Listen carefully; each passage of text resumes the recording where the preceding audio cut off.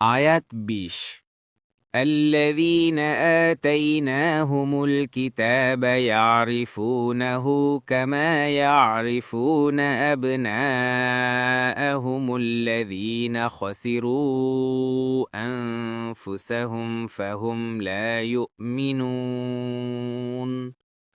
অনুবাদ আমরা যাদেরকে কিতাব দিয়েছি তারা তাকে সেরূপ চিনে যেরূপ চিনে তাদের সন্তানদেরকে যারা নিজেরাই নিজেদের ক্ষতি করেছে তারাই ঈমান আনবে না।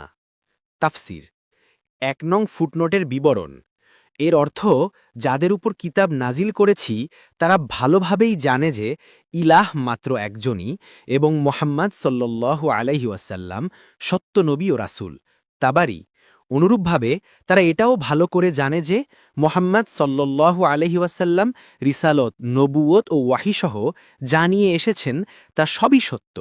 ইবনে কাসির ২ নং ফুটনোটের বিবরণ অর্থাৎ যারা তাদের সৃষ্টির মূল উদ্দেশ্য ঈমান ও তাওহীদ থেকে বঞ্চিত হয়েছে, আল্লাহর তাআলার নেয়ামত থেকে মাহরুম হয়েছে, তারা যে কি পরিমাণ ক্ষতিগ্রস্ত সেটা বলার অপেক্ষা রাখে না।